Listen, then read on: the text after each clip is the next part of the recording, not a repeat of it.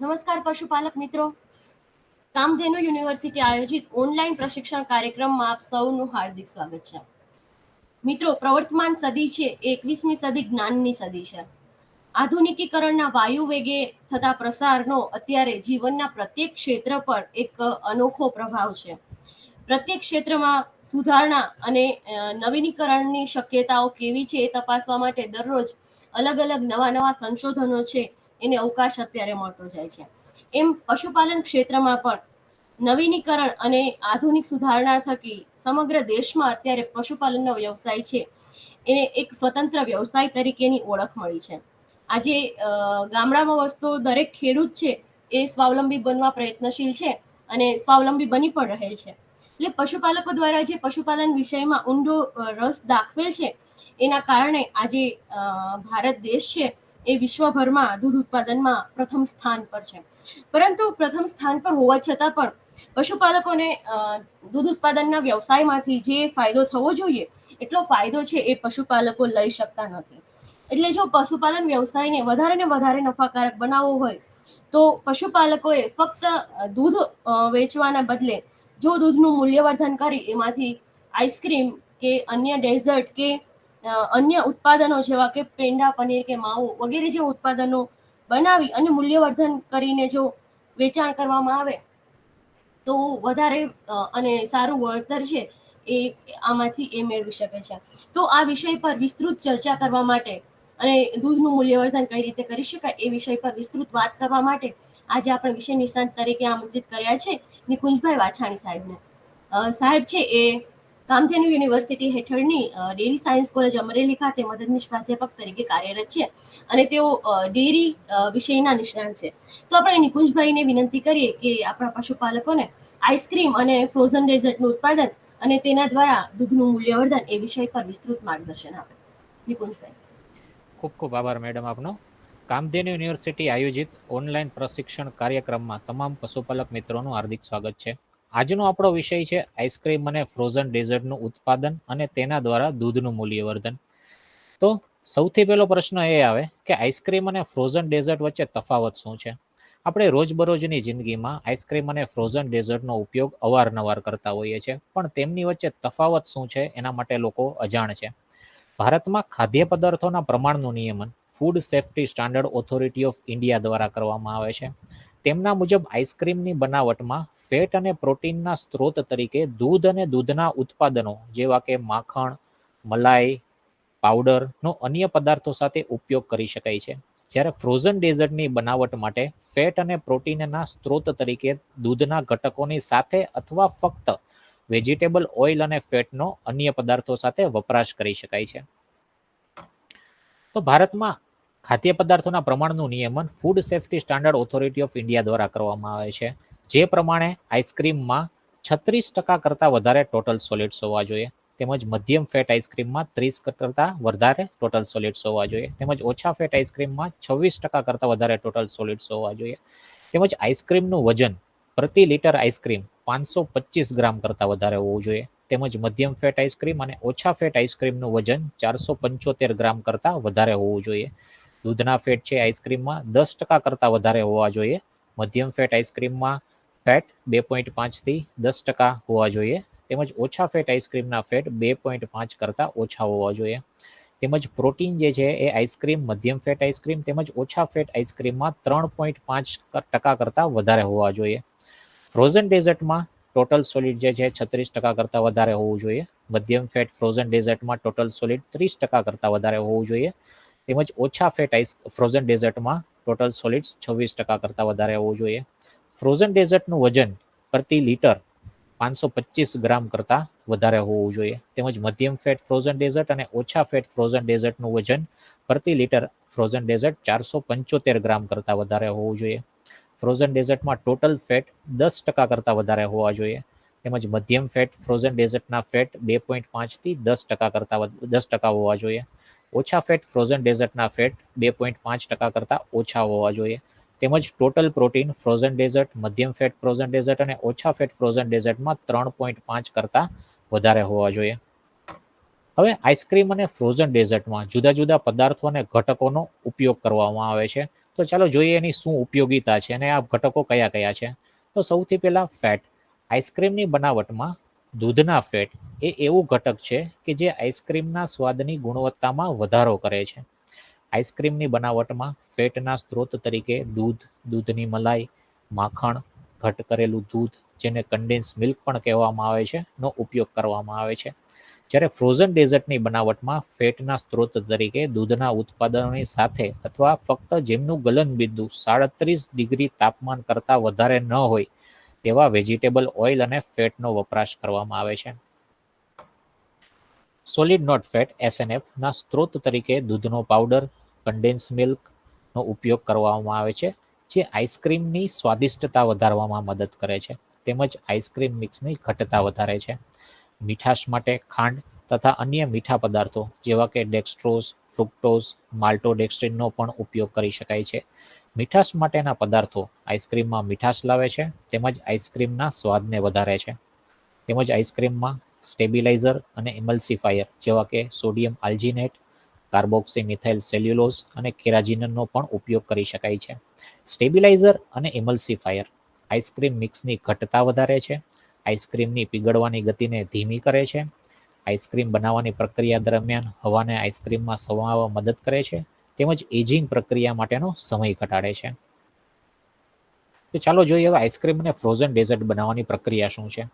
તો સૌપ્રથમ આઈસ્ક્રીમ બનાવવા માટે બધા પદાર્થો કે જેનો ઉપયોગ કરવાનો છે તેના જથ્થાની ગણતરી કરી સૌપ્રથમ પ્રવાહી ઘટકો જેવા કે દૂધ, મલાઈ તેમજ ફ્રોઝન ડેઝર્ટ માટે વેજીટેબલ ઓઇલ અને ફેટને અન્ય પ્રવાહી ઘટકો સાથે મિશ્રણ કરી 50 થી 60 ડિગ્રી તાપમાને ગરમ કરવામાં આવે છે. ત્યારે શુષ્ક પદાર્થો જેવા કે ખાંડ, દૂધનો પાવડર, સ્ટેબિલાઇઝર અને ઇમલ્સિફાયરને મિશ્રણ કરીને ધીમે ધીમે પ્રવાહી પદાર્થો સાથે નાખવામાં આવે છે અને તેને સતત મિશ્રણ કરવામાં આવે છે. જો આ શુષ્ક પદાર્થો અલગ અલગ નાખવામાં આવે તો તેમાં ગઠ્ઠા બનવાની શક્યતા રહેલી છે, તેથી તેને મિશ્રણ કરીને જ નાખવામાં આવે છે. આ શુષ્ક પદાર્થો ઓગળી જાય પછી આ મિક્સને 65 ડિગ્રી તાપમાને હોમોજીનાઇઝર નામક મશીનમાંથી હોમોજીનાઇઝેશન પ્રક્રિયા માટે પસાર કરવામાં આવે છે અને ત્યારબાદ 80 ડિગ્રી તાપમાને 25 સેકન્ડ સુધી પેસ્ચ્યુરાઇઝ કરી 4 ડિગ્રી તાપમાન પર ઠંડુ કર્યા બાદ એજિંગ પ્રક્રિયા માટે 10 થી 12 કલાક રાખવામાં આવે છે.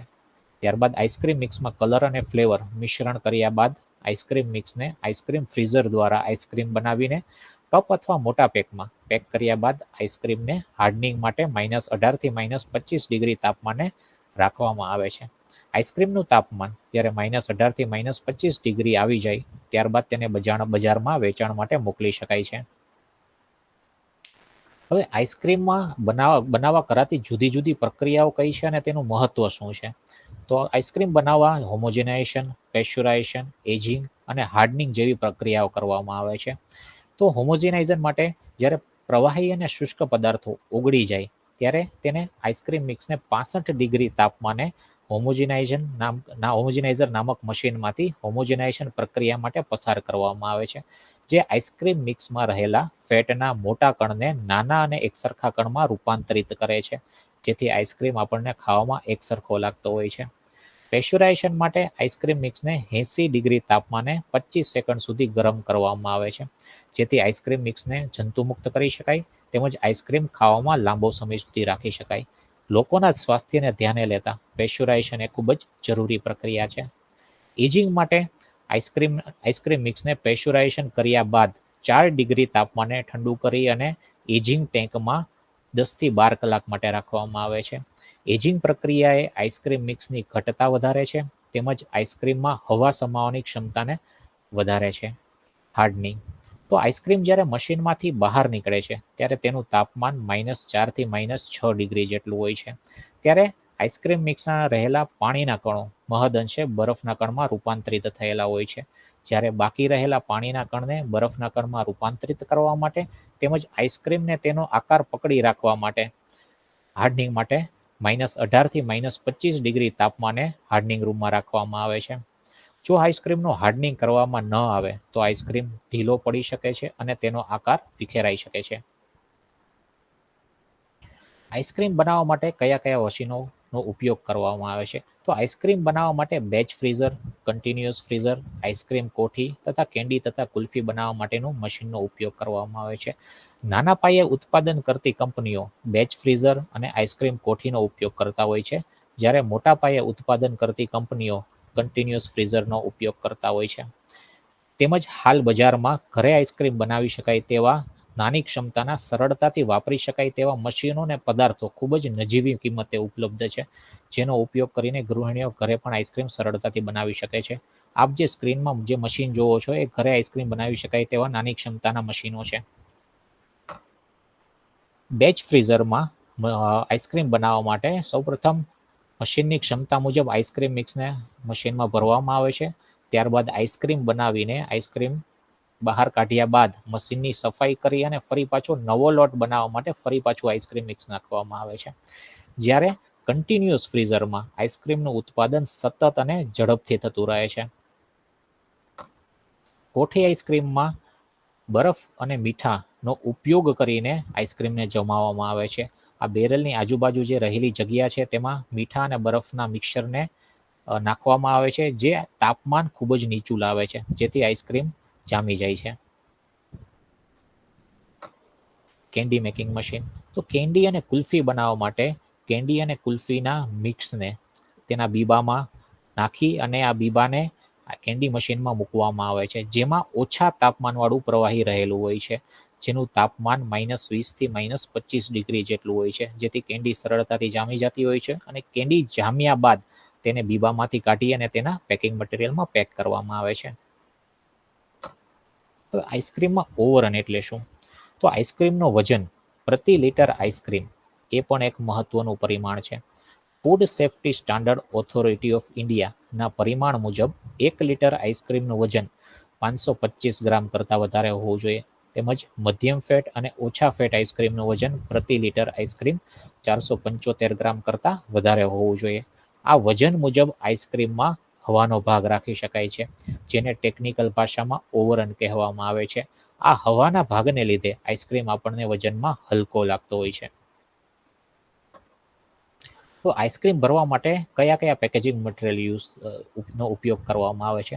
તો જો કોઈ પણ ખાદ્ય પદાર્થ જો રિસાયકલિંગ મટીરિયલમાં પેક થયેલું છે, તો તેનો રિસાયકલિંગ મટીરિયલ કોડ તેના પેકેજિંગ મટીરિયલ પર છાપેલો હોય છે. રિસાયકલિંગ પ્રક્રિયામાં વપરાશ થયેલું મટીરિયલ પાછું નવું મટીરિયલ બનાવવા માટે ઉપયોગ કરી શકાય છે, જેથી પર્યાવરણમાં પ્લાસ્ટિક પદાર્થોનો ઉપદ્રવ વધે નહીં અને પર્યાવરણને નુકસાન ઓછું પહોંચે. તો આઈસ્ક્રીમ પેક કરવા માટે જે કપ વપરાય છે એ છે પોલીપ્રોપિલિન અને પોલીસ્ટાયરીન, જે રિસાયકલેબલ છે. આ મટીરિયલ વજનમાં ખૂબ હળવા છે, ઓછા તાપમાન પર તૂટતા નથી, તેમજ બહારના વાતાવરણની અસર ઉત્પાદનો ઉપર થવા દેતું નથી. જે મટીરિયલ ઉપર જે કોડ છાપેલા હોય છે, જેમાં 1 નંબર એટલે પોલીઇથિલિન તેરેફથલેટ, 2 નંબર એટલે હાઈ ડેન્સિટી પોલીઇથિલિન, 3 નંબર એટલે પોલીવિનાઇલ ક્લોરાઇડ, 4 નંબર એટલે લો ડેન્સિટી પોલીઇથિલિન, 5 નંબર એટલે પોલીપ્રોપિલિન, 6 નંબર એટલે પોલીસ્ટાયરીન, તેમજ 7 નંબર એટલે અન્ય પેકેજિંગ મટીરિયલ. હવે આઈસ્ક્રીમના પેકેજિંગ મટીરિયલ પસંદ કરતી વખતે કયા કયા મુદ્દા ધ્યાનમાં લેવા જોઈએ? તો ભાવ એ ખૂબ જ અગત્યનું પરિબળ છે, કેમ કે તે આઈસ્ક્રીમના ઉત્પાદનનો ખર્ચ વધારી શકે છે. તેમજ મટીરિયલ છે વપરાશમાં પણ સરળતાથી વાપરી શકાય તેવું હોવું જોઈએ. મટીરિયલના અસર ઉત્પાદનની ગુણવત્તા પર થવી ના જોઈએ. તેમજ આઈસ્ક્રીમનું મટીરિયલ એ દેખાવમાં ખૂબ જ સારું અને આકર્ષક હોવું જોઈએ, કેમ કે ગ્રાહકોને ધ્યાને લેતા પેકેજિંગ મટીરિયલનો દેખાવ ખરીદી માટે ખૂબ જ અગત્યનું પરિબળ છે. તેમજ તેને આસાનીથી સંગ્રહ કરી શકાય તેવું હોવું જોઈએ.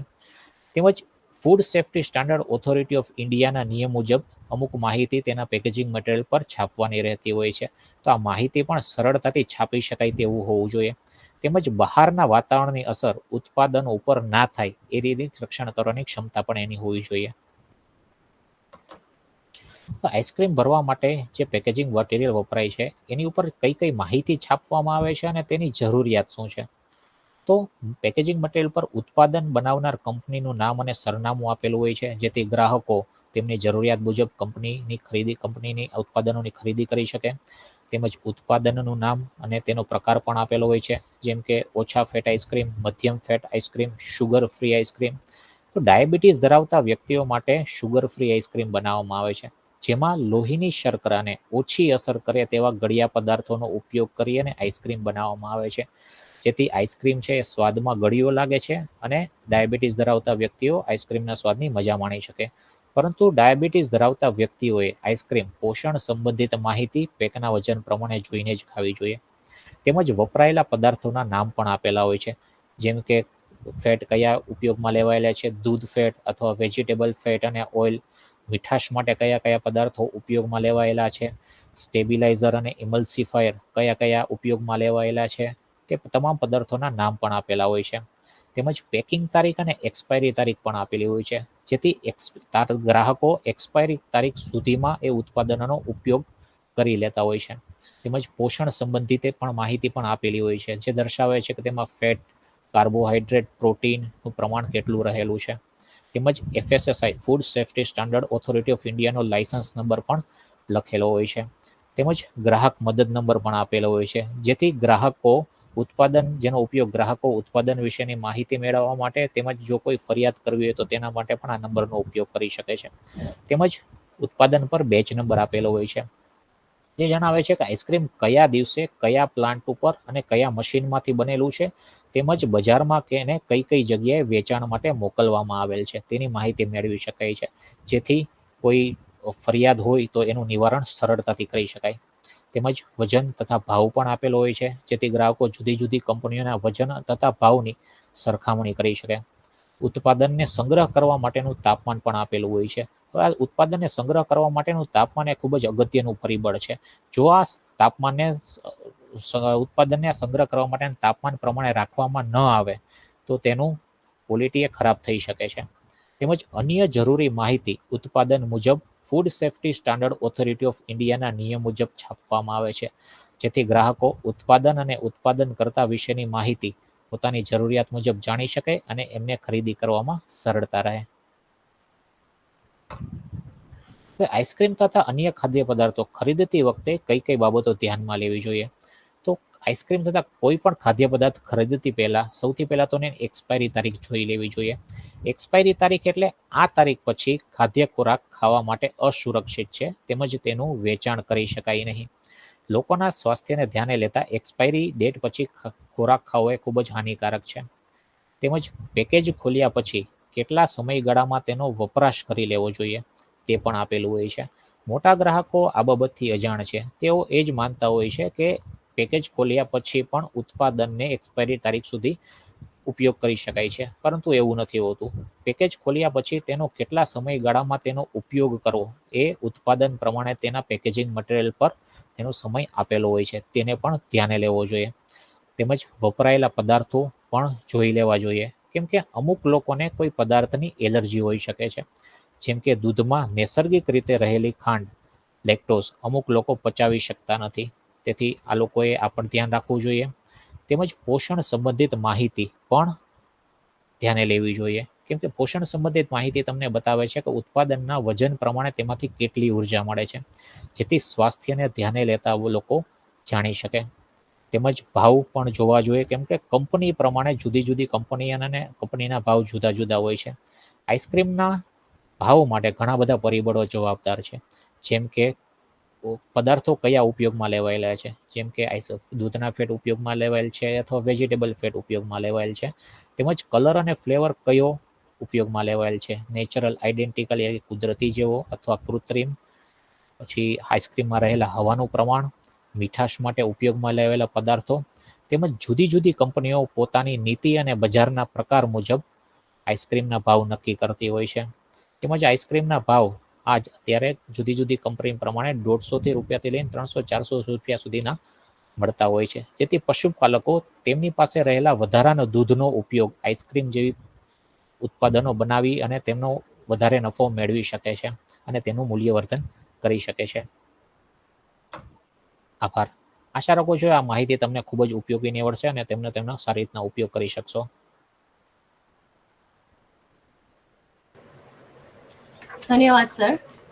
તો મિત્રો, ડૉક્ટર વાછાણી સાહેબે આપણને આઈસ્ક્રીમ અને ફ્રોઝન ડેઝર્ટનું ઉત્પાદન કરતી વખતે જે ઉત્પાદક હોય એમણે કેવી કેવી કાળજી રાખવી જોઈએ, તેમજ જે ઉપભોક્તા છે કે જે આઈસ્ક્રીમ કે ફ્રોઝન ડેઝર્ટની ખરીદી કરે છે એમણે ખરીદી કરતી વખતે કેવી કાળજી લેવી જોઈએ એ વિષય પર ખૂબ જ રસપ્રદ અને ખૂબ જ ઉપયોગી એવી માહિતી આપી. તો આપણે વાછાણી સાહેબનો વિસ્તરણ શિક્ષણ નિયામકશ્રીની કચેરી વતી ખૂબ ખૂબ આભાર માનીએ. તો મિત્રો, આ વિષય પર જો આપને કોઈ પણ પ્રશ્ન હોય તો આપ અમારી યુટ્યુબ ચેનલ અથવા જો આપ ફેસબુકના માધ્યમથી આ નિહાળી રહ્યા હોય તો ફેસબુકમાં આપ કમેન્ટ કરી પ્રશ્ન પૂછી શકો છો, અથવા આપ વિસ્તરણ શિક્ષણ નિયામકશ્રીની કચેરી કામધેનુ યુનિવર્સિટી ગાંધીનગર ખાતે આપના પ્રશ્નો છે એ ઈમેલ અથવા ટપાલ મારફતે પણ મોકલી શકો છો. અમે આપના પ્રશ્નોનું સોલ્યુશન લઈ અને આપના સુધી એ સોલ્યુશન ચોક્કસથી આપને મોકલાવીશું.